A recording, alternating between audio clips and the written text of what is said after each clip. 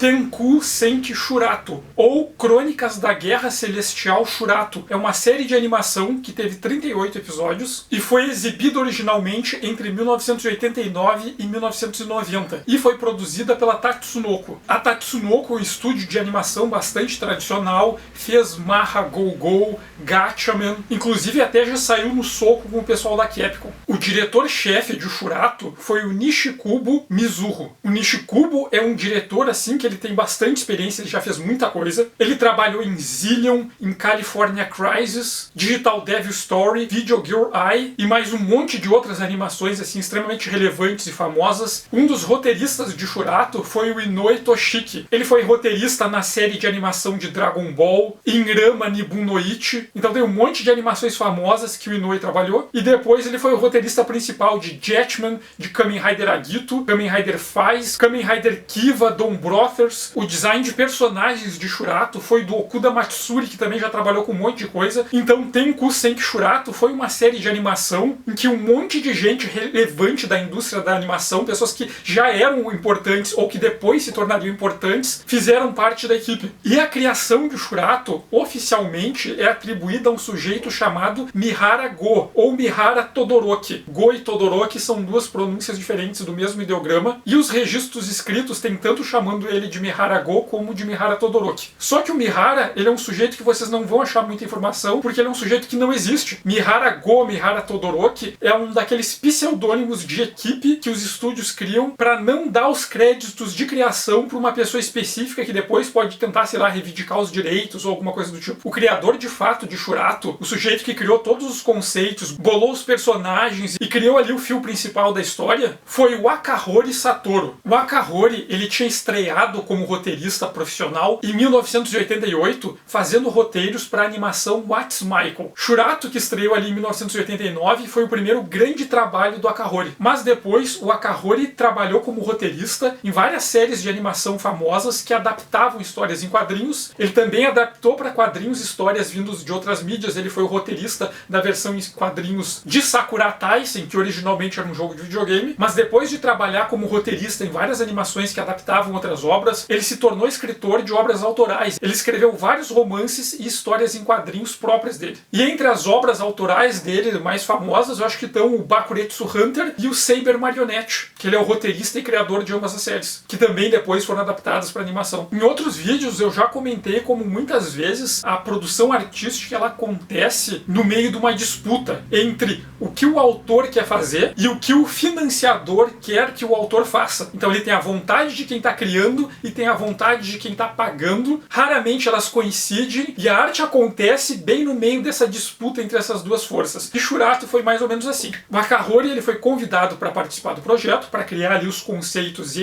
a história principal, e encomendaram para ele uma história que tivesse como base elementos da cultura e da mitologia do budismo. O Akahori decidiu que ele ia estudar o budismo, só que como muito da cultura budista ela é reinterpretação e continuidade da tradição hindu, o Akahori decidiu que ele também ia estudar hinduísmo. E no meio do processo de pesquisa dele, ele decidiu abandonar o budismo de vez e construir a história a partir de ideias, conceitos originários do hinduísmo. Para partir daí escrever uma história que é um melodrama, uma história sobre amigos e amantes que estão no meio de uma guerra com todo um contexto de fundo baseado em elementos da mitologia hindu, e essa guerra impede que esses amigos e que esses amantes fiquem próximos e faz ainda com que eles tenham que lutar um contra os outros. Então o que o Akahori propunha era um melodrama nesse contexto hindu. Só que o que a Tatsunoko queria era um Battle Shonen, porque o que vai motivar a Tatsunoko a fazer essa série é o sucesso de Saint Seiya. Ali no meio da década de 1980 tinha um subgênero que hoje não é muito utilizado o nome, mas que era conhecido como Battle Shonen Spirits, que era a ideia do Battle Shonen que tinha como fundo elementos de mitologia e religião. E o Saint Seiya vai ser um grande expoente disso aí. E a partir do sucesso do Saint Seiya vai influenciar outros estúdios, outros criadores a também querer aproveitar dessa ideia. Então o Shurato vai nascer muito nesse contexto, mas vai ter outras obras ali no período que também vão ir atrás dessa ideia do Battle Shonen Spirits, desse Battle Shonen com um fundo religioso mitológico. O próprio Dragon Ball lá no comecinho tem um pouco de influência disso, mas depois ele acaba se desapegando e indo para outro lado. Mas o que a Tatsunoko queria era um Battle Shonen Spirits, um Battle Shonen que usava referências de religião, de mitologia, mas que era um Battle Shonen. E o que a Bandai queria, que era uma das grandes financiadoras da série, era uma série da qual ela pudesse fazer brinquedos, e o que estava fazendo sucesso ali eram bonecos com armadura. Então a Bandai queria que a série tivesse personagens que usassem armaduras, e que além de poder fazer brinquedos com armadura, outra coisa que estava em ascensão ali no mercado de brinquedos na época eram as miniaturas 4WD, que são os carrinhos motorizados customizáveis, que dá para fazer corrida com eles. Então o que a Bandai queria era que o Akahori colocasse nessa história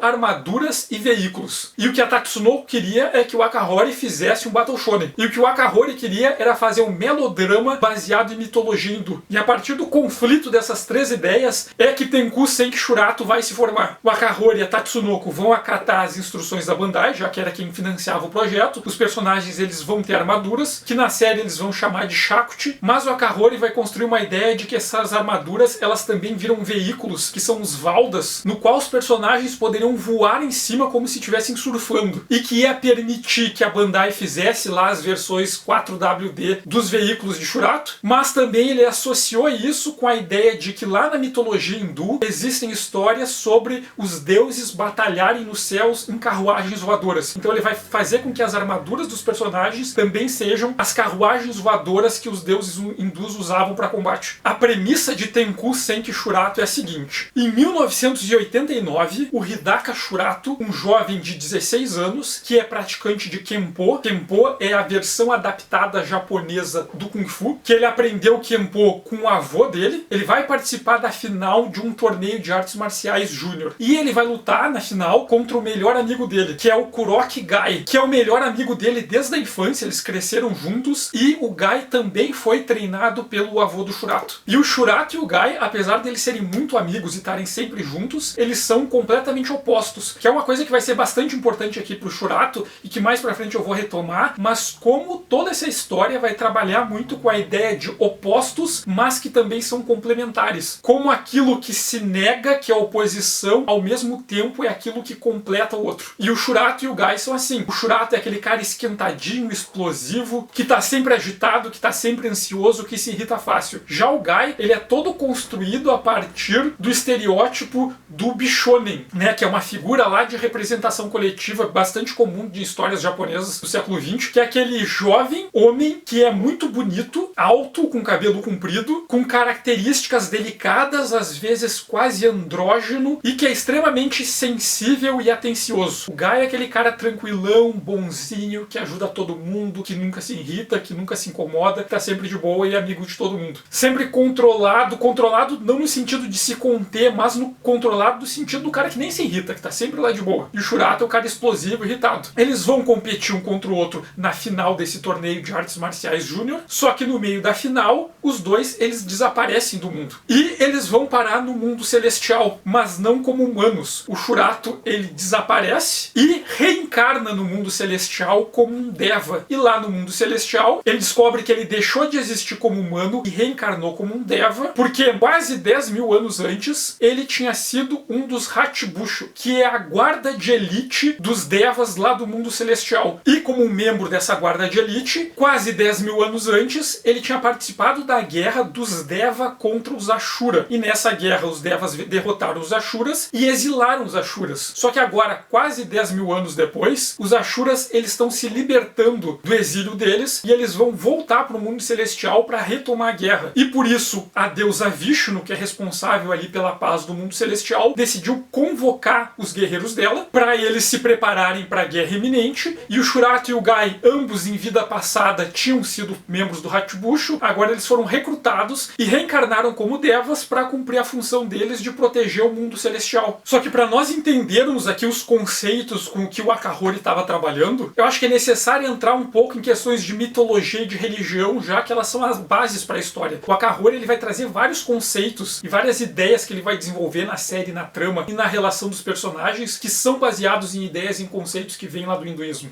Então eu vou comentar aqui um pouco sobre hinduísmo e sobre budismo, mas eu vou tentar resumir e simplificar algumas ideias para caber aqui. Mas também, se vocês tiverem interesse em saber mais sobre isso, tem um monte de gente que é bem mais qualificada do que eu para falar sobre hinduísmo e sobre budismo. O que eu vou falar aqui é um resumo que vocês podem encontrar muito melhor desenvolvido na explicação de outras pessoas que são especialistas no assunto. Mas assim, o hinduísmo, ele é uma religião e uma mitologia extremamente complexa e rica, cheia de elementos. É uma religião que ela é politeísta, tem vários deuses, vários conceitos, várias histórias de heróis diferentes. E assim, as principais fontes, se vocês quiserem saber sobre o hinduísmo, quiserem ir atrás das fontes primárias, as principais fontes são Mahabharata, que eu acredito que seja o mais longo poema épico que existe, que as partes mais antigas dele são mais ou menos de uns 400 a.C.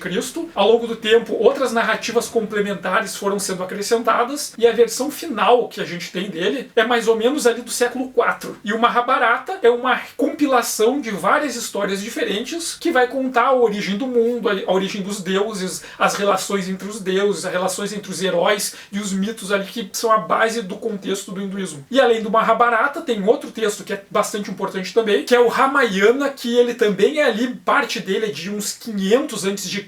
até mais ou menos uns 300 a.C., que também que é um outro poema épico que vai contar outras histórias, principalmente o arco ali do herói Rama. Se vocês quiserem ir a fundo em mitologia hindu, vão atrás dessas duas fontes, que elas são as principais bases assim, para tudo. Só que além do hinduísmo ser bastante rico e complexo por ele próprio, o hinduísmo ele vai acabar assimilando e fazendo releituras de elementos de outras culturas que vão entrar em contato com ele. E o mundo hindu ele vai acabar assimilando elementos culturais que são lá das tradições do Oriente Médio e da Grécia, né? A gente tem que levar em conta que na época do Alexandre, do Império Macedônico, o Império Macedônico ele se expandiu para o leste e a fronteira do Império Macedônico chegou ali na Índia. Então essa fronteira entre Índia e Império Macedônico, ela é uma fronteira que ela é bastante belicosa, né? Porque os macedônios estavam em expansão e a Índia resistiu. A Índia foi o lugar em que eles não conseguiram invadir, mas ao mesmo tempo teve um monte de trocas culturais. Um exemplo dessas trocas culturais ali entre o mundo macedônico e o leste está muito também nas relações do Império Macedônico com a China, porque tem várias estátuas de deuses gregos encontrado em templos ali do território do Império Macedônico, que essas esculturas de deuses gregos tinham assinatura de escultores chineses. Quando teve esse contato ali do Império Macedônico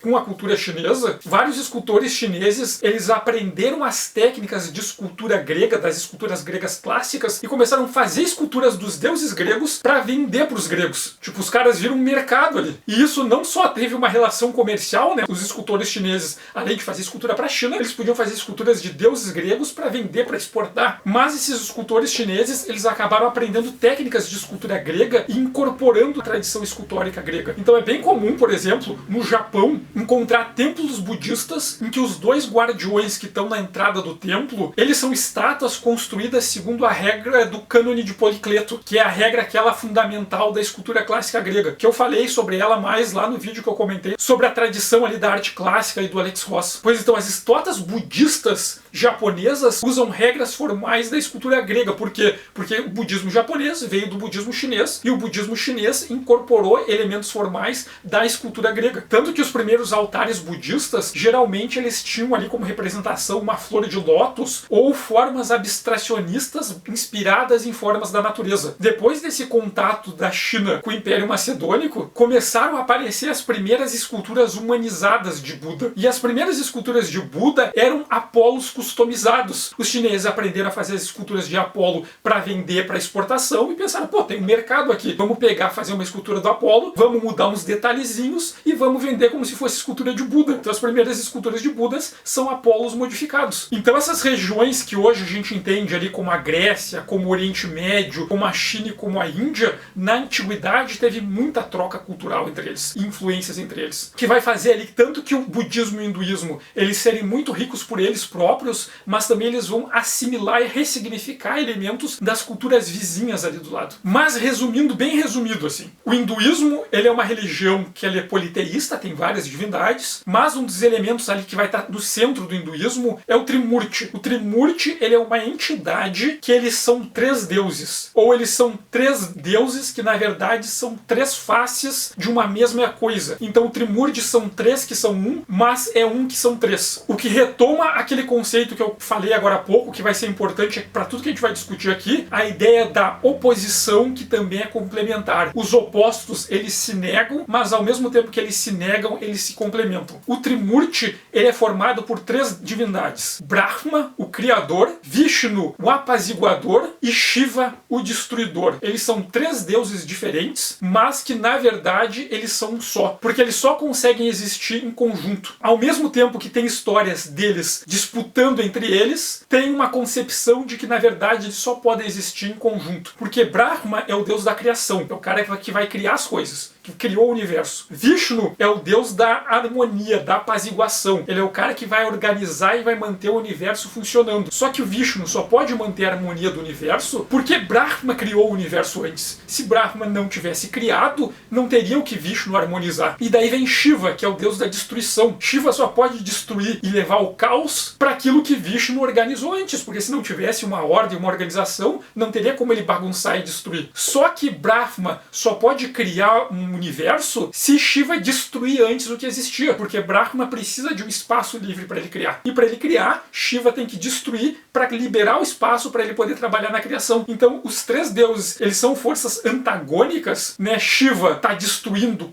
levando caos, e Vishnu está harmonizando. Brahma está criando e Shiva está destruindo o que o Brahma criou e está bagunçando o que Vishnu está tentando harmonizar. Então, eles são forças contraditórias, mas que se tu tirar um deles, os outros dois deixam de existir. Então a existência do Trimurti, ela é central ali para essa cosmologia hindu e vai ser bastante importante também para depois o que o Akahori vai construir com o Shurato. E outra ideia que também vai ser bastante importante nesse contexto é o da impermanência. Eu já falei em outros vídeos aqui, eu comentei no vídeo que eu fiz recentemente sobre o Sagyojimbo, sobre a importância da ideia da impermanência ali no Zen budismo japonês. Tem um vídeo que é um dos primeiros que eu fiz no canal, que eu falei sobre os diferentes conceitos de arte representados ali pelo Deidara e pelo Sasori lá no Naruto, em que eu falei sobre a importância da ideia da impermanência na estética e na arte japonesa. Tem toda uma tradição da beleza do impermanente. Tem um tipo de beleza que só é possível naquilo que é impermanente, naquilo que acaba rápido, naquilo que não dura. Por aquilo acabar muito rápido, aquilo se torna especial e aquilo se torna belo. Bom, toda essa discussão tá lá presente na arte japonesa, na estética japonesa, é algo que os japoneses herdaram do budismo chinês. E isso tá no budismo chinês porque é algo que o budismo chinês herdou do hinduísmo. Então a origem de toda essa ideia, essa discussão, essa estética e essa importância da impermanência, ela vem do hinduísmo. E um dos pontos que dá pra gente entender essa ideia é na ideia da existência do universo, né? Que pra nós, o que parece muito tempo, o que parece décadas, séculos e milênios, para esses deuses do Trimurti é um instante para eles. Porque eles existem a partir da criação, da harmonia e da destruição do universo e da criação de um novo universo, da organização do novo universo e da destruição do novo universo para a criação de um mais novo universo e assim sucessivamente pela eternidade. Nós existimos apenas em um universo. E para eles, um universo é um instantinho, porque o trabalho deles é criar e destruir o universo. Então tem toda uma concepção de que a vida, a existência e o universo, eles são um sonho de Brahma. Brahma está sonhando e a nossa existência é um sonho dele. A nossa existência é tão durável, é tão resistente, é tão sólida, é tão eterna quanto o sonho. Tu pode sonhar uma coisa incrível, maluca, doida, até tu acordar. E quando tu acorda, teu sonho acabou. Todo aquele universo que tu criou no teu sonho deixa de existir. E do mesmo jeito que o universo que nós criamos nos nossos sonhos deixam de existir quando nós acordamos, nós somos só parte do sonho do Brahma. Quando o Brahma acordar, o sonho dele vai deixar de existir, nós vamos deixar de existir. Então nós somos nada. Nós somos só NPCs em um sonho. E por essa ideia já dá para ter uma noção do quanto a ideia da impermanência, da transitoriedade, ela é central ali no hinduísmo. Tudo está em movimento, tudo está mudando. Nada é eterno, tudo é transitório. Inclusive o universo. O universo é só mais um que logo vai ser destruído por Shiva e o Brahma vai criar outro no lugar e vai continuar. E nós somos só NPCs no sonho de Deus. Outro elemento que vai ser bastante importante ali no hinduísmo é a ideia do karma, né? Que também é uma coisa extremamente complexa que eu não vou entrar muito a fundo aqui, mas a ideia de que as nossas ações geram consequências que geram impactos que em algum momento vão voltar para nós. O jeito mais simples de explicar a ideia do karma é com o Red Dead Redemption 2. Vocês que jogaram Red Dead Redemption, dá para no jogo vocês simplesmente roubarem todo mundo, matar todo mundo, saquear tudo e ser escroto com todo mundo. E com isso é fácil de ganhar dinheiro, de ganhar itens, só que conforme vocês vão se comportando de um jeito sacana, os NPCs vão começar a tratar mal o jogador, vão começar a dificultar o jogo, eles vão começar a criar problemas e dificuldades habilidades que tu não teria se tu não tivesse sido babaca com eles. Agora, se tu tentar ser legal, tentar ser o mais honesto possível com os outros personagens do jogo, no começo vai ser mais difícil conseguir dinheiro, conseguir item, mas com o decorrer do jogo, os NPCs vão ser mais propensos a te ajudar, vão te dar desconto na loja, vão te ajudar em missões. Então a ideia do cara é mais ou menos isso. Boas ações vão gerar consequências que no futuro vão retornar para nós como boas ações, e se a gente for sacana com todo mundo, o universo vai fazer com que volte sacanagem pra gente. E a ideia do karma também vai estar associada com a ideia da reencarnação. Essa ideia de reencarnação é algo que tem origem lá no hinduísmo. A ideia de que um sujeito, quando ele morre, a alma dele continua a existir, e essa alma ela vai nascer de novo e vai fazer todo o ciclo de vida de novo até morrer de novo e ter que renascer. E esse ciclo de vida, né, na ideia de que tudo é impermanente, tudo é transitório, nós estamos sempre em movimento, inclusive a vida.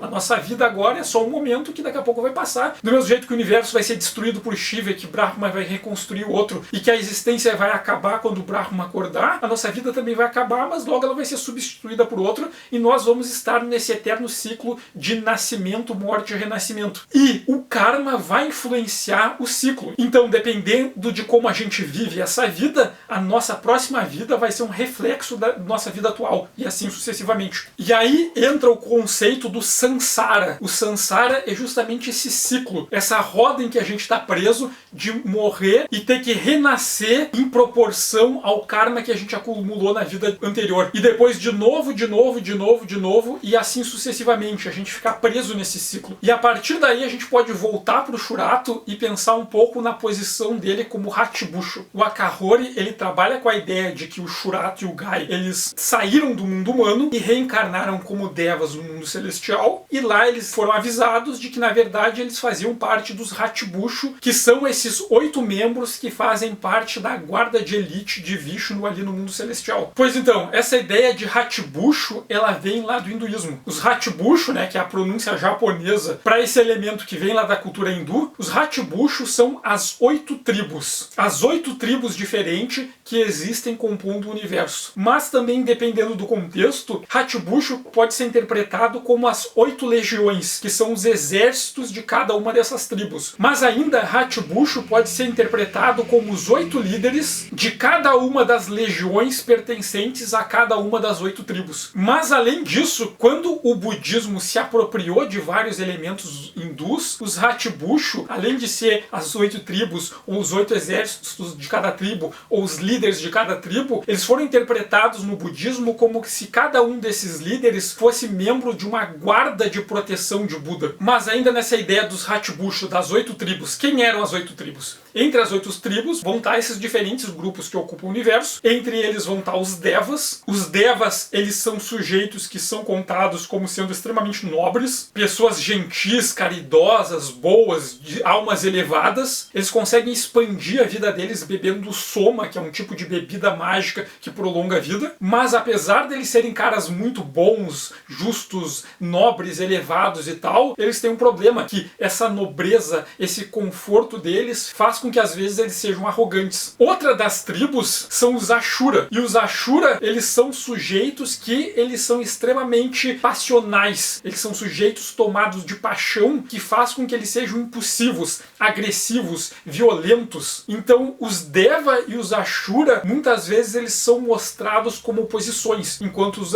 Devas são nobres, são gentis, elevados, os Ashura são aqueles caras loucões que são tomados pela emoção, que se irritam fácil, quebram tudo, são violentos, mas ao mesmo tempo que eles são oposições, eles são complementos, porque tem narrativas que dizem que os Devas e os Ashuras, eles têm uma origem comum, eles eram o mesmo povo que em algum momento se dividiu, e muitos dos conceitos levam à ideia de que a diferença entre o Deva e o Ashura, ela está mais relacionada ao estado em que cada um deles está do que a origem, porque tem histórias de Ashuras que mudam comportamento e se tornam Devas, então existe uma transição de um para o outro, e a diferença diferença é que os Devas são sujeitos que eles conseguiram se desapegar, eles não têm mais ganância, eles não têm mais cobiça, eles não têm mais desejo de posse, e os Ashuras são aqueles que ainda estão muito presos a essa ideia de cobiça, de ganância, de posse, de querer coisas. E é isso que faz a diferença entre eles. Então a diferença entre eles está mais no comportamento e na índole do que em algo de origem. E também tem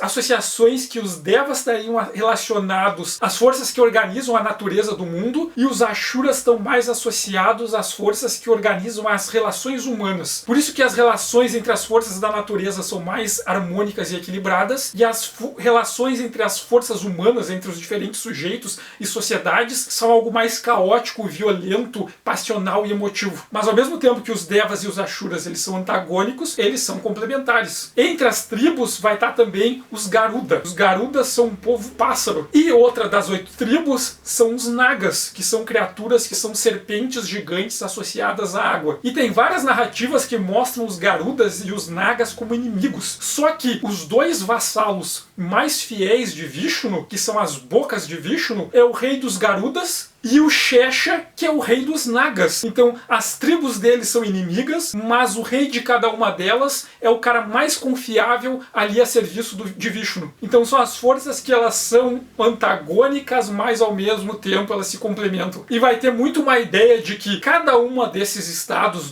das 8 tribos, cada uma delas vai ter vantagens, habilidades, qualidades, mas cada uma delas vai ter um defeito. Então quando alguém nasce numa das tribos, ele vai fazer coisas, mas ele vai ter alguns defeitos. E isso vai colocar carga no karma dele que ele vai ter que compensar na próxima vida. Então na próxima vida ele vai nascer com uma outra tribo. E nessa outra tribo ele vai compensar as falhas dele que ele teve na vida anterior, só que ele vai cometer novas falhas. Então o ciclo do Sansara vai fazer com que as almas elas nasçam cada uma numa das tribos e fiquem girando aí para se complementar, porque mesmo os Devas, que são quase perfeitos, eles ainda são arrogantes, e por eles serem arrogantes, eles não são perfeitos. E na próxima vida, eles vão ter que compensar. E para compensar a arrogância, na próxima vida, eles vão ter que vir numa vida humilde. Então eles vão vir numa outra tribo. E assim sucessivamente. Então toda a ideia do karma vai estar associado com essa lógica do Sansara e o ciclo de existência, que ele é transitório, mas ao mesmo tempo ele é cíclico. Ele é impermanente, porque nós nunca ficamos muito tempo na mesma forma. Mas ele é eterno, porque a gente tem que fazer o ciclo e ficar girando nele para sempre. Porque na próxima vida a gente pode compensar alguma das falhas que nós cometemos nessa, mas nós vamos cometer novas que vão nos levar a uma próxima, e assim sucessivamente. E daí vai aparecer o budismo. E o budismo, ao mesmo tempo que ele é uma continuidade do hinduísmo, ele é uma ruptura com o hinduísmo. O budismo ele vai surgir a partir ali do Siddhartha, que é um sujeito que ele vai nascer um príncipe, e segundo o mito, ele vai ser criado dentro do castelo, completamente protegido e mimado, até que um dia ele vai sair do castelo e vai nas ruas. E quando ele vai nas ruas, o Siddhartha ele conhece pela primeira vez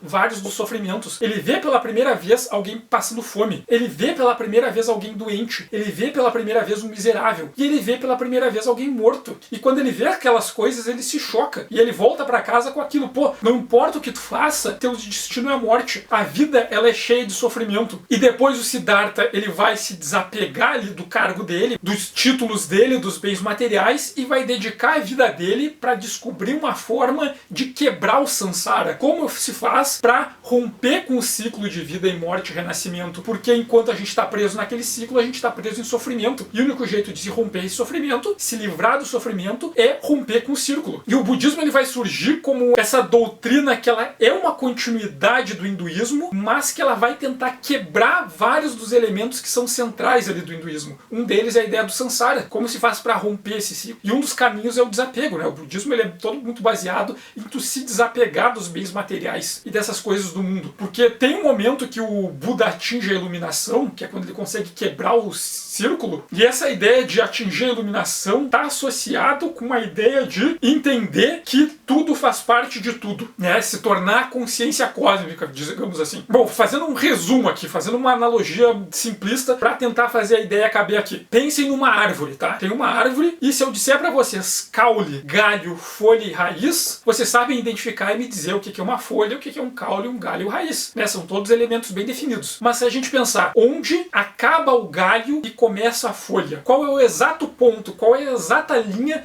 em que o galho deixa de ser galho e que a folha começa a ser folha? Qual o exato ponto em que o caule deixa de ser caule e se torna raiz? Onde que é a linha? Olha só, até aqui é o caule e até aqui é a raiz. Se torna muito difícil dizer. E a partir dessa ideia também tem releituras mais contemporâneas que vão associar muito a ideia do budismo com a da física quântica, né? O quanto o budismo e a física quântica se complementam. E eu não vou entrar muito nisso aqui também, mas uma ideia de assim, quando eu encosto nesse livro, qual a diferença entre o último elétron do último átomo do meu dedo e o primeiro elétron do primeiro átomo do livro? Então a ideia de que tudo é feito da mesma coisa e o que diferencia os objetos, as coisas, as pessoas, as energias, as entidades, é mais o conceito que a gente coloca sobre elas do que uma diferença que existe de fato. Eu sei o que é a folha, eu sei que é o galho, mas se eu olhar o galho e a folha, eu não sei onde é que acaba o galho e começa a folha, a linha exata. Se eu não sei dizer a linha exata, é porque não tem uma definição clara. Ela é uma transição que ela acontece aos poucos. Então o galho e a folha são galho e folha ao mesmo tempo em algum momento. E se elas são em algum momento, talvez elas sejam o tempo todo. Se tudo que existe é formado de organização de átomos, de prótons e de elétrons, então tudo é a mesma coisa. O que diferencia um objeto do outro, uma posição do outra,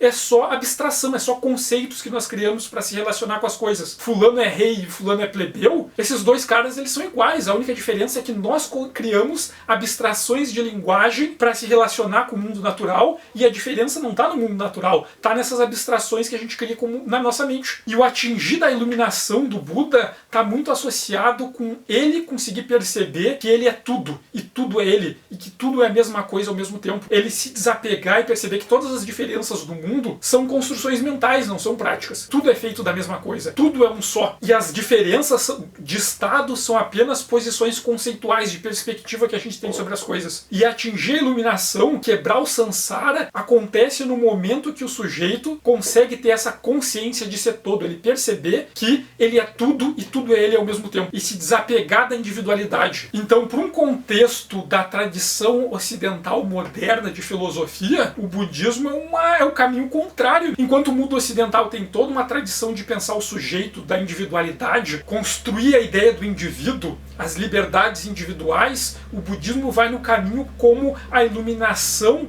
é tu negar tua individualidade, tu se dispersar no todo e se tornar um com o todo. A individualidade é só uma construção de linguagem que a gente criou a partir de uma perspectiva. E no momento que o sujeito atinge essa percepção de não se ver mais como indivíduo e se ver como parte do todo e se integrar ao todo, ele quebra o samsara e ele não precisava mais renascer. E daí tem toda a ideia dos bodhisattva, que são aqueles sujeitos que eles conseguiram atingir a iluminação, eles não precisavam mais renascer, mas mesmo assim eles renascem para ajudar as pessoas que ainda não conseguiram esse nível a alcançar a iluminação. Então os santos budistas, esses bodhisattva, são esses sujeitos que eles não precisavam renascer, mas eles renascem para guiar os que ainda estão presos no samsara. Então o budismo tem isso, que ele é uma continuidade do hinduísmo, mas ele é uma ruptura muito grande. E é uma ruptura muito grande mesmo, né? Porque se a gente pensar, a sociedade tradicional hindu, ela é baseada em castas.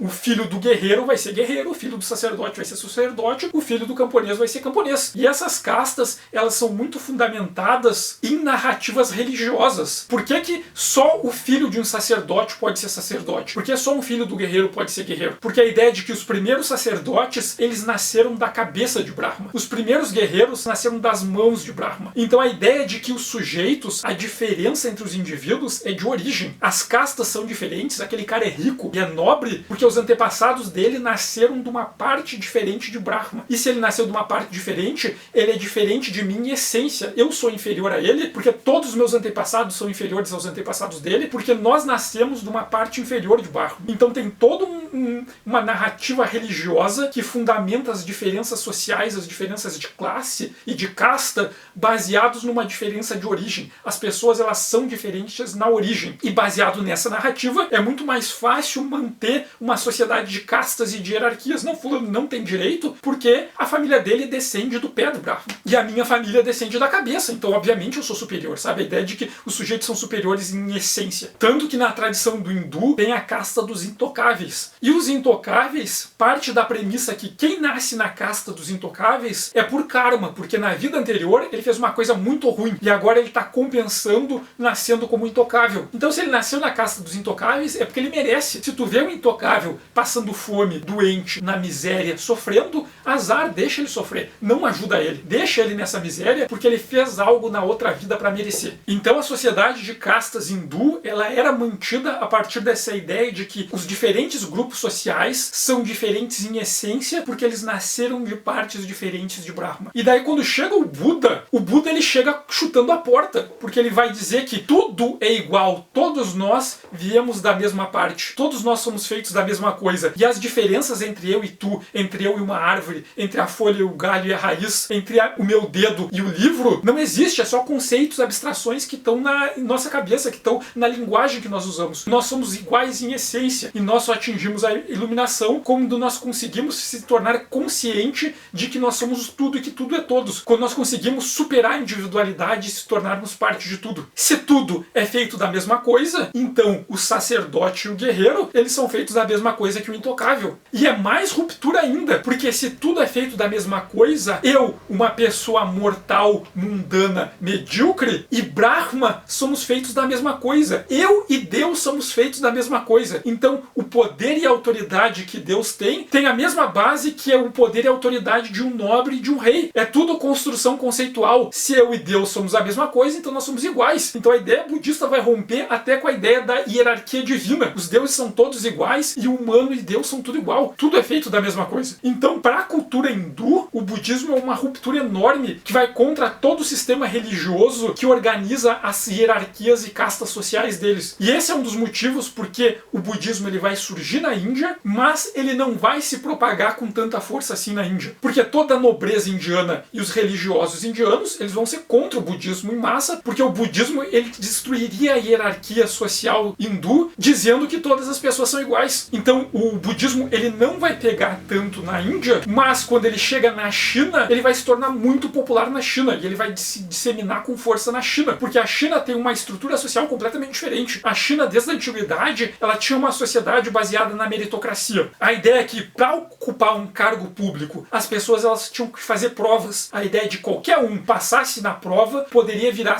funcionário público. É óbvio que essa igualdade, ela não é plena, né? Quem é que sabia ler? Quem é que tinha acesso aos livros? Quem é que tinha tempo livre para não estar trabalhando e poder estudar e ter condições para viajar até a capital, para fazer a prova, para ver se passava e virava funcionário do império? Pouquíssimas pessoas. Então tinha uma igualdade formal, qualquer um pode fazer a prova, ser aprovado e virar um novo servidor do império e assumir um cargo como burocrata, só que na prática nem todo mundo tinha a realidade material. Mas conceitualmente a China é baseada na ideia dessa meritocracia. Inclusive a própria monarquia chinesa era baseada na meritocracia. A monarquia chinesa funcionava a partir da ideia do mandato celeste. Os deuses escolhiam o imperador e davam poder para esse imperador, mas o imperador tinha uma obrigação que era fazer o melhor pelo país e pelo povo. Se o imperador não cumprisse a obrigação dele de fazer o melhor pelo país e pelo povo, os deuses tiravam dele o mandato celeste, tiravam ele o direito de ser imperador. E o que acontecia é que essa ideia do mandato celeste permitia muitas revoltas na China. Se o imperador fosse um babaca com o povo e alguém tentasse dar um golpe, essa pessoa conseguia convencer o apoio popular a depor o imperador, porque olha só, se o imperador está tratando mal o povo, então os deuses tiraram dele o mandato celeste. Se os deuses tiraram dele o mandato celeste, então é legítimo a gente ir lá, tirar ele e colocar um outro imperador no lugar. Então na história da China vai ter várias deposições e ascensões de novos imperadores baseado nessa ideia. Se tu tiver força para dar um golpe, tu pode dar o golpe alegando que aquele imperador ele foi cruel, ele tratou mal o povo, perdeu o mandato dele, então é legítimo que alguém deponha ele. Então nessa sociedade chinesa em que a meritocracia tinha um papel central na cultura, o budismo fazia muito mais sentido. Num contexto de meritocracia, a ideia de que todas as pessoas são iguais e tudo é feito de tudo, e todos nós existimos a partir da mesma unidade, uma sociedade meritocrática está muito mais propensa a assimilar esse tipo de religião do que a sociedade indiana, que ainda se apegava à ideia das castas e que as pessoas eram diferentes e que tinham sujeitos que eram superiores porque eles nasceram numa casta superior e tinham sujeitos que eram intocáveis que mereciam sofrer porque tinham nascido numa casta que só nascia naquela casta almas que mereciam sofrimento. E vale lembrar também que o budismo ele não é uma religião homogênea, né? Tem várias seitas e vertentes diferentes de budismo. O budismo indiano é uma coisa, na China o budismo vai virar uma outra coisa e vai ter um monte de seitas, vertentes diferentes, elas vão brigar entre elas, vai ter várias baixarias, tem toda uma tradição tradição de brigas, inclusive, dos budistas contra os taoístas. Inclusive, na Jornada para o Oeste, tem vários episódios que são paródias das brigas entre os budistas e os taoístas. Daí o budismo vai chegar no Japão, vai ter o primeiro budismo japonês, que vai ser só a nobreza burocrata que vai seguir, que vai ser muito inspirado no budismo chinês, mas ali no final da Era Heian, quando vai ter todos os colapsos da Era Heian, que eu comentei lá no vídeo sobre o Rashomon, vai surgir novas seitas budistas como a Terra Pura e a Nova Terra Pura, que são o budismo que o povão vai seguir, que é muito diferente. E o Zen budismo dos samurais é ainda mais diferente, num ponto que, se tu pegar o Zen budismo dos samurais e comparar com o budismo original indiano, são coisas muito diferentes. Então tem vários budismos, eles não são homogêneos e muitas vezes eles brigavam entre eles com baixaria, quebra-pau e coisas horríveis. Mas voltando à história de Shurato, o Hidaka Shurato e o Kurokigai, eles reencarnam no mundo celestial como devas, porque eles em uma vida passada faziam parte do Hachibusho e agora Vishnu chamou eles de volta para prepararem as defesas para uma guerra que vai acontecer entre os Devas e os Ashura. Bom, aqui vai ter uma construção que é um tanto maniqueísta, né? Lembrando que a Tatsunoko queria um Battle Shonen. E para encaixar isso num Battle Shonen, vai ter forçado ali o maniqueísmo nesses elementos que o Akahori vai se apropriar lá da tradição hindu. Porque em Shurato, os Devas são completamente bons e os Ashuras são completamente maus. Que é uma composição que até tem alguma relação lá com os mitos hindus, mas nos mitos hindus, os Devas, eles também têm problemas, eles são arrogantes às vezes, e os Ashuras não são completamente maus, tanto que é possível que um Ashura se torne um Deva. Mas para caber num Battle Shonen, essa relação foi adaptada de forma maniqueísta. Os Devas são bons, estão lá no mundo celestial, venceram a guerra de 10 mil anos atrás. Os Ashuras são maus, foram expulsos, selados, agora eles vão se libertar e vão voltar para retomar a guerra. E vai ter a relação que os Devas seguem Vishnu, e Vishnu é completamente boa, e os Ashuras, eles obedecem a Shiva. Shiva, a divindade da destruição, que é completamente má. Porque nessa relação maniqueísta que acontece dentro da série, a destruição é visto como algo ruim. Mas lembrando que lá na lógica do Trimurti, Vishnu, Shiva e Brahma, eles não são bons nem maus, eles existem. E o universo só pode existir se os três estiverem em equilíbrio, e se tu tirar um deles, tu destrói toda a criação. Então esse maniqueísmo que tá na série não é originário dos mitos, ele é colocado aqui para poder criar a história do bem contra o mal. E outra coisa que o Kahori vai fazer é que ele vai mudar o gênero das entidades, porque nos mitos, tanto Vishnu quanto Shiva costumam ser representados de forma masculina. Eles são deuses, né? Eles podem assumir avatares. Um avatar é quando um deus hindu, para interagir no mundo mortal, ele assume um corpo físico. E esse corpo físico, ele usa, mas não é ele. Se o corpo físico, que é o avatar, se o avatar de uma divindade hindu for destruída, a divindade continua existindo independente daquele avatar. O avatar é só para ele interferir de forma física quando necessário. Então, apesar dos deuses hindus eles poderem assumir avatares, inclusive de gêneros diferentes, eles poderem encarnar de várias formas, o mais comum é que Vishnu e Shiva se apresentem como formas masculinas. E em Shurato, as duas entidades são representadas de forma feminina, porque a tradição do Battle Shonen até então, principalmente desse Battle Shonen Spirits, são esses guerreiros místicos defenderem deusas. É o que tinha acontecido lá em Saint Seiya. Os santos de Atena defendem Atena, que é uma deusa feminina. E a Tatsunoko, querendo emular o sucesso de Saint Seiya, vai construir também essa ideia desses guerreiros divinos lutando por divindades femininas, por deusas. Então vai ter essa estrutura maniqueísta que é para encaixar no Battle Shonen que a Tatsunoko queria, mas o Akahori, ele vai colocar aquilo que ele queria, que é primeiro essas relações e construções a partir desses conceitos hindus, e vários dos personagens eles são baseados em conceitos hindus. Se a gente considerar ali os outros Hachibusho,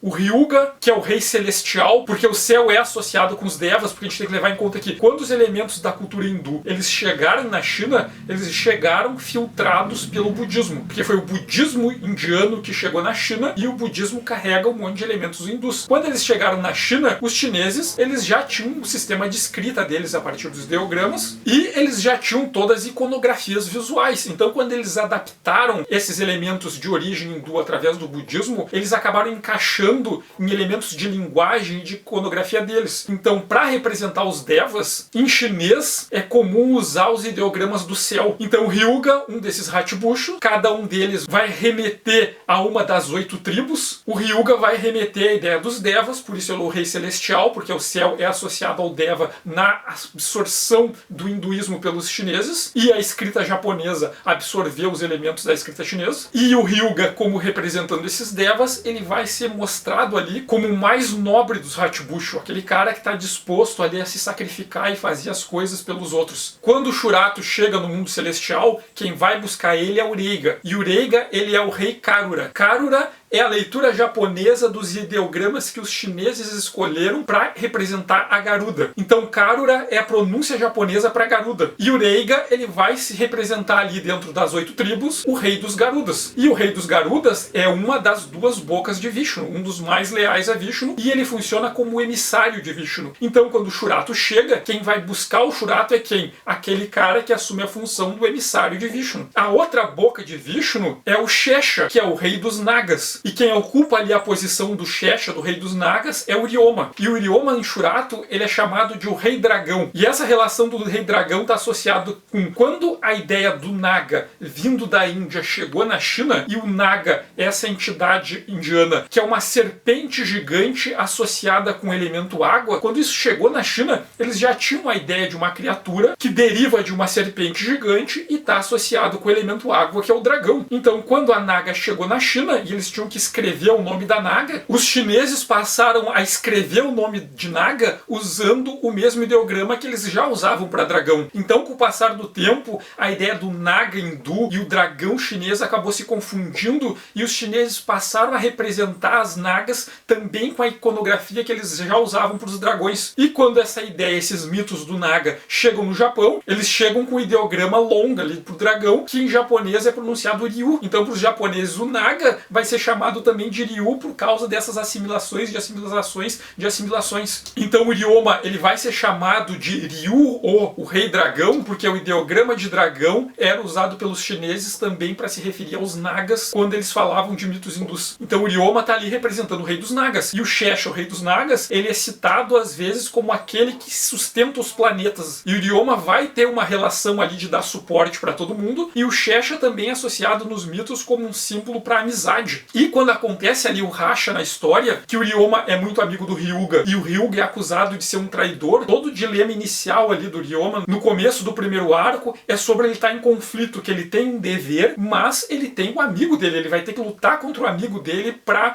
cumprir o dever dele. E ele tem todo aquele dilema, até que no final ele decide confiar no amigo dele. Não, ele vai acreditar na inocência do amigo dele, que o amigo dele foi acusado de um crime que não cometeu. Então o Ryoma vai ser esse símbolo da amizade, porque o Shesha, o rei dos Nagas, é também usado como um símbolo para amizade. Então vários das personalidades dos personagens ali vão ser baseados em elementos dos mitos hindus que o Akahori vai trazer para construir esses personagens deles. Mas eu acho que a relação que fica mais forte isso é o próprio Shurato e o Gai, porque é um dos grandes pontos ali do primeiro arco. A animação ela é dividida em mais ou menos 2 grandes arcos e depois no final ali um epílogo. A grande trama do primeiro arco é o Shurato e o Gai reencarnam ali como devas no mundo celestial, porque o mundo celestial está se preparando, porque daqui a pouco o exército dos Ashuras vai atacar eles. Só que quando eles chegam ali, o Shurato tem todo o choque de descobrir que ele reencarnou como Deva, que numa vida passada ele foi nos Hachibushi. Só que o maior choque dele é quando ele encontra o Gai, porque o Gai, que é aquele sujeito que era muito gentil, carinhoso, atencioso, completamente de boa, quando o Shurato encontra ele logo que eles chegam no mundo celestial, o Gai virou uma pessoa completamente diferente. O Gai virou um cara violento, agressivo, que quer matar o Shurato a qualquer custo, que não explica por quê, ele só quer matar o Shurato a qualquer custo. E ele se torna um sujeito extremamente cruel, é como se a personalidade dele fosse completamente invertida. Mais adiante, o Shurato é recebido no mundo celestial, só que acontece ali um grande golpe. Um dos conselheiros da Vishnu, que é o Indra, o imperador do relâmpago, que é uma divindade hindu que está associada com os raios relâmpagos, ele trai a Vishnu e transforma ela em pedra e coloca a culpa no Hyuga e no Shurato. E a Vishnu, com as últimas forças, consegue transportar o Hyuga e o Shurato para longe do palácio. E o primeiro arco é basicamente o Hyuga e o Shurato tentando voltar ao palácio para derrotarem o Indra, que é um traidor, e fazerem a Vishnu voltar ao normal, porque enquanto ela estiver petrificada, sem ela para manter a harmonia, Vishnu é a divindade da harmonia que mantém a ordem do mundo, o mundo celestial começa a entrar em caos, desmoronar e se destruir aos poucos. E como tudo está em equilíbrio, quando o mundo celestial se destrói, o mundo dos humanos também entra em colapso e se destrói. Então eles têm que fazer essa jornada de ir lá de onde eles estão, lá no meio dos Cafundó, até o palácio, para derrotar o Indra e salvar a Vishnu. Só que enquanto eles foram transportados para longe, o Indra diz diz que os dois que transformaram a Vishnu em pedra e coloca todos os devas contra o Shurato e o Hyuga. Então aí entra o que o Akahori queria fazer de fato, que é um melodrama em que a guerra coloca os amigos e os amantes um contra os outros. Porque o que acontece? Os Hatbush vão rachar. Primeiro, todos os devas vão ir contra o Shurato e o Hyuga, só que primeiro o Ryoma, que é esse personagem que simboliza ali a força da amizade, ele vai acabar acreditando na inocência do Hyuga, que o Hyuga foi acusado injustamente e vai trocar de lado. E depois o Reiga, que representa o rei dos Garudas, que é o outro dos mais fiéis servidores da Vishnu, ele também vai trocar de lado. Então vai ter um racha ali nos Hatbushu, em que 4 deles vão tentar depor o Indra para salvar a Vishnu, e os outros 4 acreditam no Indra e que o Shurato e o Hyuga e a gangue deles são os traidores e eles vão entrar em conflito. Então toda a história ali, o primeiro arco, vai ser baseado nesses amigos, nessas pessoas que conviviam junto e que se amavam, só que agora o dever deles faz com que eles tenham que lutar um contra o outro e se matarem, se for o caso. Daí que tá o ponto do Akahori usando a mitologia hindu como fundo, mas o que ele queria fazer mesmo é uma história sobre o drama das pessoas que gostam uma das outras, que são amigos que se amam, mas têm que se enfrentar porque a guerra força eles a se enfrentar. Todos acreditam que o Shurato e o Hyuga que são culpados, mas nem todos, porque o Gai, ele é o único que sabe que o Indra tá mentindo, que foi o Indra que transformou a Vishnu em pedra e que o Indra acusou os outros injustamente, só que ele não se importa. E o Gai, que é aquele sujeito que era gentil, carinhoso, bondoso ao extremo, é o sujeito que vira o mais cruel de todos. E o Shurato fica obcecado em recuperar a amizade dele. O Gai era o melhor amigo dele, o cara que ele mais confiava, o cara que ele considerava o mais bonzinho do mundo, e ele virou um sujeito cruel. E o Shurato fica obcecado em retomar a amizade, fazer o Gai voltar a ser quem era, para eles serem amigos de novo. Então aqui o Shurato e o Gai, eles vão ter uma relação que é o exemplo aquele do amigo que é obcecado em restaurar uma amizade com um amigo que está sendo uma pessoa horrível, que está sendo uma pessoa escrota. E o Shurato tá a história toda obcecado em recuperar o Gai. Não, vou trazer o Gai de volta, eu vou fazer o Gai voltar a ser quem ele era, eu vou fazer o Gai voltar a ser meu amigo. Que é um ponto que depois o Kishimoto vai usar em Naruto, né? Porque a relação do Naruto com o Sasuke é muito baseada nessa relação do Shurato e do Gai. O protagonista ali, que é impossível e bobão, obcecado em recuperar um amigo que virou uma pessoa horrível. Mas ele, mesmo o amigo dele fazendo aquelas coisas horríveis, ele olha pro amigo dele e não vê a pessoa horrível. Ele vê o sujeito que ele era antes. E ele quer recuperar esse sujeito que ele era antes. Mas voltando para aquele ponto que eu estava comentando sobre como o Akahori, ele usa elementos da mitologia e conceitos ali do hinduísmo para construir os personagens, o quanto isso é mais forte justamente no Shurato e no Gai. Porque se a gente pensar na posição deles ali, o que eles representam das 8 tribos, o Shurato, ele é o rei Shura. E Shura é o termo japonês para os Ashura, que são justamente os sujeitos que são os vilões da história. E os Ashura, como eu comentei, que eles são narrados nos mitos como uma tribo que tem uma origem comum à dos Devas, mas que eles se cindiram, e enquanto os Devas se tornaram sujeitos nobres, dignos, os Ashuras eles se tornaram sujeitos cheios de paixão, impulsivos, agressivos, que têm reações emocionais, enquanto os Devas são ali representações das relações entre as forças da natureza, que são forças que tendem ao equilíbrio e harmonia, os Ashuras são representações das relações humanas, e as relações humanas tendem ao conflito e ao confronto. E o Shurato, representando justamente os Ashuras, ele é esse personagem que ele é completamente impulsivo. Ele é aquele sujeito que explode, que ele para as coisas que está fazendo porque ele vê o Gai, ele tem que parar tudo porque ele tem que resgatar o Gai. É aquele sujeito que se irrita com facilidade. Então o Shurato, ele é aquele sujeito que ele é muito tomado pelas paixões, pelas emoções humanas, que tem tudo a ver com a ideia dos Ashuras. Os Ashuras, eles não se tornaram sujeitos mais desenvolvidos, eles não alcançaram um novo nível e alcançaram os Devas porque eles ainda estão muito apegados a essas paixões mundanas, a esses sentimentos impulsivos terrenos. E o Shurato é isso, é o cara que é explosão, é o cara que é explosão de emoção, tanto para se irritar quanto para ter compaixão. Quando ele vê alguém fazendo uma coisa ruim com o outro, ele vai lá e se irrita, mas ele também tem aquele sentimento forte de querer proteger os outros. E o Gai, ele é o rei Yasha. O termo Yasha é a pronúncia japonesa para os Yaksha. E os Yaksha lá na mitologia hindu são uma das 8 tribos que muitas vezes eles são associados com entidades das sombras, com entidades que estão ali no meio da escuridão e que eles podem ser muito, muito cruéis e fazerem coisas horríveis. Mas também tem histórias de Yakshas que são muito, muito bondosos. Então é a tribo que pode ser completamente extrema, e se a gente olhar para o Gai, ele é bem isso. Ele é o Gai que vivia no mundo humano, que era um Gai completamente doce, cheio de compaixão, que se preocupava em ajudar todo mundo. E o Gai no mundo celestial é um Gai que é uma pessoa horrível. Do nada ele virou completamente oposto. Um cara que é cruel, que não tá nem aí pra matar, pra torturar, pra fazer mal pros outros e fazer os outros sofrerem, se for preciso pra ele conseguir o que ele quer. E se a gente pensar tanto os Ashuras como os Yaksha, nessa divisão dos Hatbushu, das 8 tribos, são as tribos que são mais associadas com esses sentimentos agressivos, violentos, explosivos, cheios de paixões. E justamente os dois personagens principais ali, que são o centro de todo o conflito da história, o Shurato e o Gai, são os personagens que são associados a essas entidades, aos Yaksha e os Ashura. Mas se a gente parar pra pensar, eles que representam essas duas tribos que são mais apegadas aos elementos do mundo mundano, do mundo material, são justamente os personagens que eles viveram no mundo humano, eles viveram no mundo material. E a partir daí dá pra pensar o quanto o Akahori usou aquela ideia do Sansara e do Karma. O Gai e o Shurato, na sua vida passada, eles foram humanos, e eles viveram como humanos, eles tiveram um monte de defeitos, falhas, que são típicas dos humanos, esse apego ao mundo material e às emoções que é típica dos humanos. Quando eles reencarnam no mundo celestial, eles ainda estão apegados nisso. E nessa próxima vida eles têm que aprender a lidar com esse apego do mundo mundano que eles ainda não perderam. E eles são justamente associados com os Ashuras e com os Yaksha, que são essas entidades que estão ali mais perto dessas relações. E o Akahori, ele se esforça para trabalhar com esses dramas que ele queria fazer. Tem essa relação do Gai e do Shurato, o Shurato desesperado para recuperar uma amizade com o melhor amigo dele, com a pessoa com quem ele mais confia, mas que virou um babaca horrível e tá cagando pra ele. Tem a relação de amizade, que tem um conflito ali entre o Hyuga e o Ryoma, mas logo ele se resolve. Mas ao longo da história, ela ao mesmo tempo que vai ter as lutinhas ali do Battle Shonen, o Indra mandando capangas pra matar o Shurato e os amigos dele, o Akahori vai conseguir colocar ali as discussões de conflito que ele queria. Tem uma parte da história que uma das Hatbushu, que é a Arengue, que é a rainha Nara. A Nara é a pronúncia japonesa por Skin-Nara, uma das 8 tribos que é associada ali como sendo os guardiões da música, e tem todo um desenvolvimento da Arengue, dela tendo que lutar uma hora contra o Marit, que é um outro Deva que também é guerreiro, que era apaixonado por ela, mas que sabe que o Indra é um traidor e fica do lado do Shurato. Mais pra frente, os Hatbushu, eles têm que lutar 4 contra 4 e lutarem até a morte,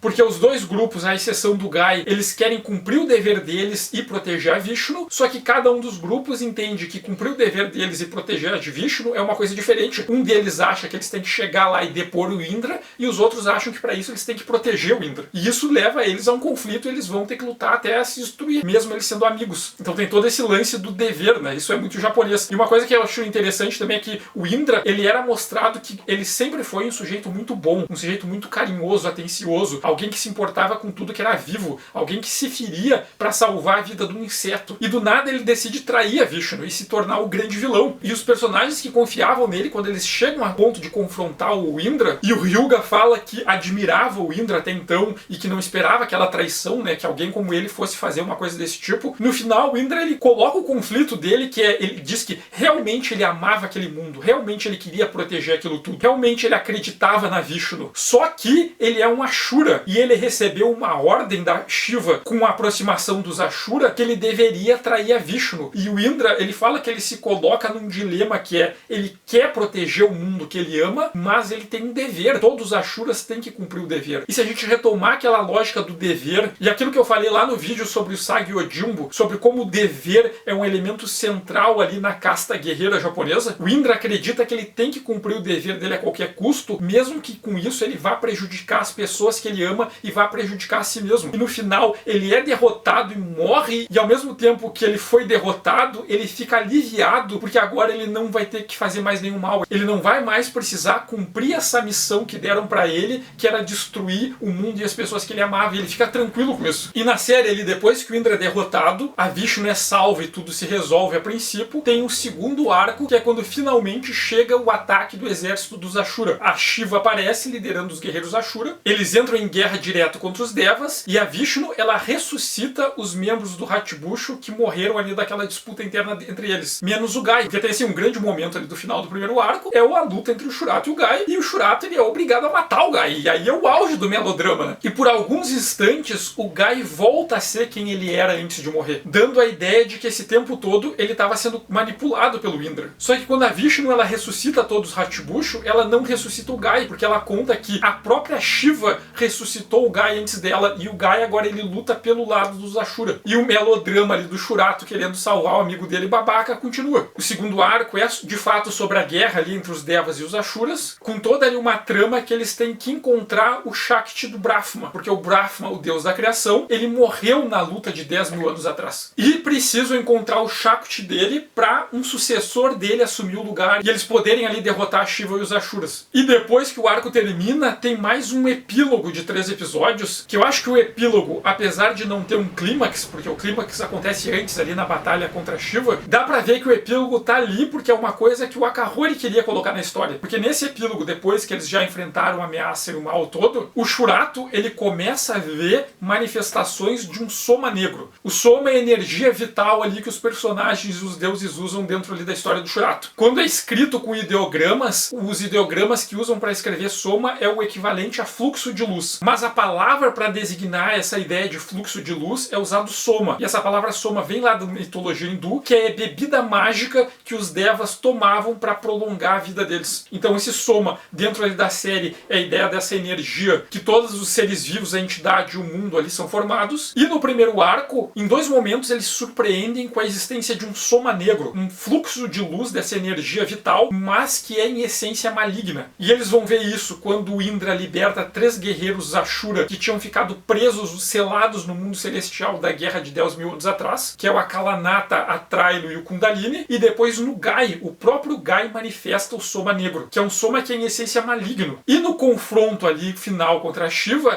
explica que na batalha final da Guerra de 10.000 anos atrás, o Brahma ele morreu e o Shurato e o Gai também morreram derrotando a Shiva. Só que o Brahma, antes de sucumbir, ele enviou a alma do Gai e do Shurato para eles renascerem no mundo humano. Só que nesse processo, a Shiva ela colocou o soma negro dentro do Gai como uma armadilha para quando ele reencarnasse como Deva, esse soma negro se ativasse e transformasse ele em alguém maligno. Só que mesmo derrotando a Shiva, mesmo derrotando os Ashuras, o Shurato ele começa a ver soma negro em várias coisas. Ele começa a ver soma negro na água, na terra, nas plantas. E ele começa a surtar com aquilo. Por que que o soma negro, esse soma maligno, continua presente em tudo se eles derrotaram o mal? E nesse epílogo vai ter um desenvolvimento que é o Shurato perceber que esse soma maligno, soma negro, ele faz parte de tudo. Todas as criaturas, elas têm o soma maligno dentro delas, ao mesmo tempo que elas têm aquele soma bom. A ideia é de que para as formas de vida, as entidades e o mundo existir, eles existem no equilíbrio. Não existe o bem absoluto e o mal absoluto. Os elementos ali, eles estão sempre em mutação e eles existem em equilíbrio. Do mesmo jeito que se a gente pegar os conceitos lá do hinduísmo, como as entidades opostas, Vishnu, o deus da harmonia, e Shiva, o deus da destruição, junto com o Brahma, o deus da criação, eles são divindades que eles são opostas, mas que eles só podem existir em conjunto. Eles são 3 que são um só. Eles são um só que tem 3 faces. Como eu falei lá no começo, como tudo vai estar muito centrado na ideia de que os opostos, o que se nega, ao mesmo tempo se complementa e eles só podem existir em conjunto. E no final, o Shurato vai concluir isso, que é esse soma negro, que ele vê como maligno, que ele quer expulsar do mundo, não tem como ele expulsar do mundo, porque isso faz parte de todos. Todo mundo tem um pouco disso dentro dele. E as pessoas e a vida e o universo só podem existir se essas 2 forças existirem em conjunto. Então, no final, depois de todas as lutinhas lá do Battle Shonen que a Tatsunoko queria, e todos aqueles confrontos maniqueístas, no final, o Akahori retoma essas ideias lá da mitologia hindu para nos lembrar de que esse maniqueísmo que foi apresentado nas lutinhas ali ao longo da história, ele não é absoluto, ele nem existe. O que existe são as 2 forças em eterno conflito, mas ao mesmo tempo se complementando. Então o Akahori ele consegue no final dar os pontos e retomar essas ideias do hinduísmo que ele achava importante. A série de TV Tenku Senki Shurato, ela teve 38 episódios e foi exibida originalmente ali entre 1988 e 1989. E no final a gente vê que tem uma queda bastante grande da qualidade de animação. No começo a animação é extremamente caprichada, só que ali, principalmente no segundo arco, eles tiveram problemas de orçamento e dá pra notar uma queda bem grande da animação. Inclusive teve terceirização de animação. Tem alguns episódios que inclusive não fizeram as células de transição, tem só as células de animação chave e dá pra ver que o movimento é muito cortado, assim, muito pulado. Todo pedaço do segundo arco ali em que eles sobem um monte pra recuperar o Shakti de Brahma, ali a qualidade da animação é bem ruim. Mas entre 1991 e 1992 foi lançada uma continuação em 6 episódios no formato OVA, que era aquelas animações que não eram feitas pra TV, eram feitas direto pro mercado de fita de vídeo. E essa série OVA de 6 episódios é Tenku Senki Shurato, As Crônicas da Guerra Celestial Shurato, Sose no Anto. É a Guerra Secreta pela Criação do Universo. É mais ou menos isso aí o subtítulo. E essa série OVA, assim, ela é muito, muito caprichada. Ela se passa um tempo depois do final da história original. Aqui a gente tem um Isekai reverso. O Shurato e a gangue deles, eles têm que vir pro mundo dos humanos para investigar algo estranho que tá acontecendo. E essa série OVA não só dá pra ver que teve recurso investido aqui, tempo, porque a animação tem uma qualidade muito boa, mas também que aqui o Akahori, ele teve mais liberdade para fazer do jeito que ele queria. Que é uma coisa que era bem comum dos OVA da década de 1990 ali, que como não era feito para ser exibido na televisão, não precisava ser livre para todos os públicos, e tinham menos episódios, os estúdios davam mais liberdade criativa. E tem muitos OVAs que são bem mais experimentais. E nessa série OVA do Shurato, uma coisa que dá para notar é que não é um Battle Shonen. Aqui a narrativa é extremamente contemplativa e focada no drama com um fundo mitológico. Aquela coisa típica de OVA ali da década de 1990, o vilão que quer se tornar Deus para refazer o mundo. E esses elementos do Battle Shonen quase não são relevantes. Aqui é todo em volta dessa introspecção de discutir o que é Deus e no drama das pessoas que são amigas e que se amam e que são colocadas para se confrontar uma com a outra, mesmo eles não querendo lutar um com o outro. E além disso, entre 1989 e 1991, começou ali ao mesmo tempo que a série de animação estava sendo exibida, mas foi até depois, o Akahori publicou pela editora da Enix a versão como romance de Tenko Senki Shurato. No total foram 6 volumes, em que o Akahori conta a mesma história, só que no formato de romance ilustrado. Tem ilustrações do Sawada Sho, que são até bem bonitas. E se vocês quiserem conhecer a versão autoral de Shurato, o que eu recomendo é essa versão do romance. Porque aqui o Akahori, ele teve liberdade para fazer a história como ele queria, sem interferência dos executivos da Tatsunoko e da Bandai. Aqui ele podia contar a história do jeito que ele quer. E nessa versão em romance, a história é muito menos Battle Shonen, as lutinhas são menos importantes e ela é muito mais focada na questão do drama. É aqueles amigos, as pessoas que se amam, que se importam umas com as outras, que estão presas naquela guerra, que são colocadas umas contra as outras e tem um monte de drama e choro e tal. Então, se vocês quiserem conhecer a versão autoral de Shurato, como o autor original queria que a história fosse, é no romance que vocês vão achar. E aqui tem vários elementos extras, tem personagens extras que não aparecem na animação, tem personagens que são coadjuvantes, tipo a Satya, a irmã da Arengue, ou os monges que fazem companhia para Vishnu, que são muito mais desenvolvidos. Eles têm nomes, eles têm personalidades, interagem mais. É mostrado a vida do Shurato e do Gai um pouco antes deles serem transportados lá para o mundo celestial. A Arengue tem muito mais participação na história, que é uma coisa que o Akahori queria dar protagonismo para Arengue, tanto que no confronto ali dos Hachibushi, dos 4 contra 4, quando Indra tá no comando ali do Palácio do Mundo Celestial, tem ali os personagens que morrem, e na animação a Arengue, ela não morre, ela é presa pelo Hyuga dentro de um cristal. No romance, como ela não morreu, ela volta a aparecer, ela acompanha eles e interage bem mais, tem várias histórias sobre o passado da Arengue, a relação dela com Marit. Então a Arengue é uma personagem muito mais trabalhada na versão do romance, que na série ela foi só cortada, porque o pessoal ali na produção da animação não quis dar muito foco pra ela. Até porque os personagens femininos geralmente vendem menos boneco, né? Além disso, ali entre 1989 e 90, a época que a série de animação tava na TV, foi produzido simultaneamente uma adaptação em história em quadrinhos que foi publicada na Shonen Comics e que depois foi encadernada em 2 volumes de Tenko Senki Shurato. E essa adaptação,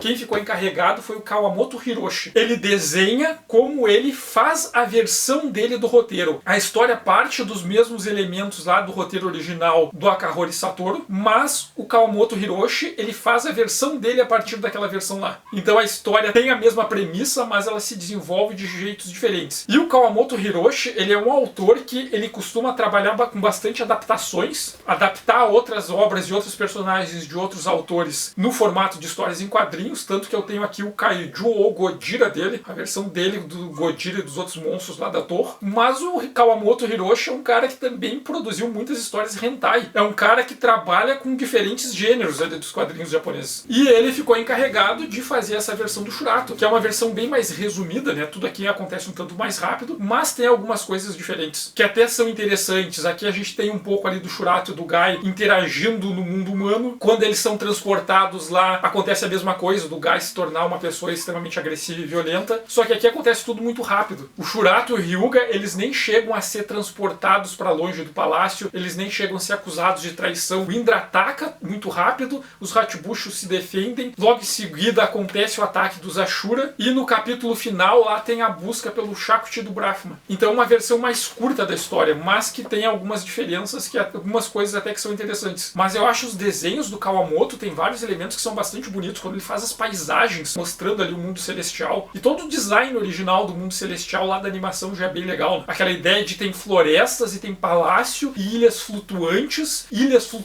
que tem lagos e cai uma cachoeira da ilha flutuante na ilha flutuante de baixo e vai caindo na próxima até chegar no nível do solo, só que, pô, tem um lago e tá uma cachoeira. Da onde é que brota a água que escorre lá de cima, não importa, no mundo celestial. E as ilhas flutuantes, quando elas são destruídas, elas se quebram, elas não despencam, elas ficam quebradas flutuando. Ou então o palácio quebra, a torre cai, mas tem pedaços de pedra da torre que ainda estão flutuando em volta da torre. Assim, é uma gravidade muito louca. E eu acho que o Kawamoto ele é bem eficiente em reproduzir esse imaginário fantástico de harmonia com a natureza ali do mundo celestial. E os desenhos de armadura deles são muito legais, né? Mas também o design original dos Shakti eu acho uma coisa linda, né? Quem fez o design original dos Shaktis foi o estúdio Ammonite. E eu acho interessante que eles são bastante inspirados nos Real Robot, principalmente nos Gundam, mas ao mesmo tempo eles combinam com elementos estéticos da arte e da arquitetura hindu. Então tem aquela coisa que parece tecnológico, parece um robô, mas ao mesmo tempo tem umas questões curvilíneas, uns detalhes ali de formas orgânicas que remetem à arte hindu. Então essa combinação do tecnológico com o tradicional, eu acho bonito pra caramba.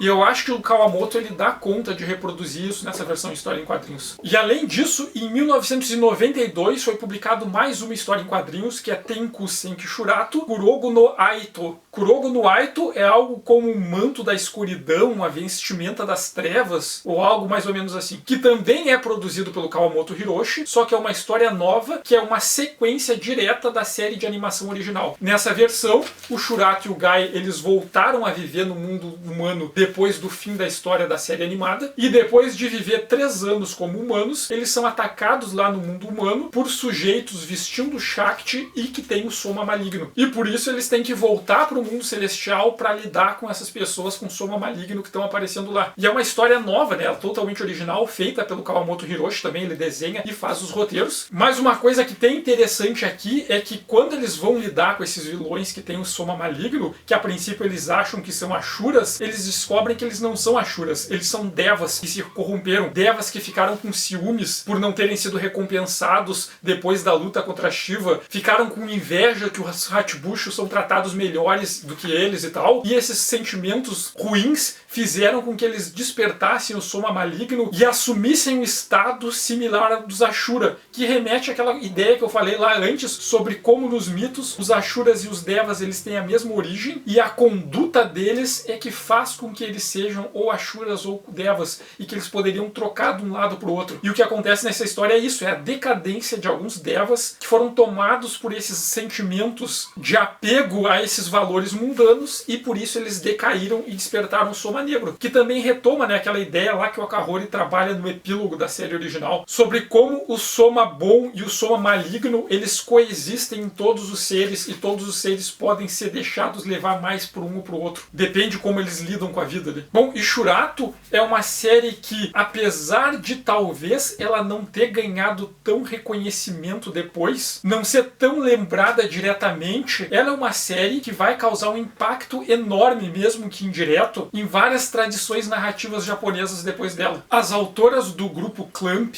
antes delas se tornarem quadrinistas profissionais, elas publicaram vários doujinshi, que são o equivalente japonês aos fanzine. E num desses fanzines, elas publicaram o protótipo de Rig Veda, que é uma história em quadrinhos do Clamp, que é inspirado na cultura hindu. E logo depois teve o lançamento de Shurato, e as autoras do Clamp, elas viraram fãs de Shurato. Tanto que alguns meses depois, eu acho que é de outubro de 89, que elas publicaram um doujinshi com o título de Watashi no Himitsu Heki, a minha arma secreta, que é uma fanfic de Shurato. Elas se declararam fãs de Shurato e Shurato vai acabar sendo uma influência forte na obra delas. Tanto que depois, quando sai a versão final de Rig Veda, tem ali influência de Shurato, mas principalmente numa obra que elas vão lançar alguns anos depois, lá em 93, que é Ray Earth. Ray Earth é muito influenciado por Shurato. A ideia das protagonistas que são transportadas para um outro mundo. Esse mundo visualmente é muito parecido com o mundo celestial de Shurato. Lá tem uma figura divina feminina que é responsável pela harmonia e o vilão incapacita ela e as protagonistas têm que ir nessa jornada num mundo ali sobrenatural e místico para salvar essa divindade feminina responsável pela harmonia daquele mundo. O próprio design também dos Machin ali de Ray Earth, que combina a ideia do mecha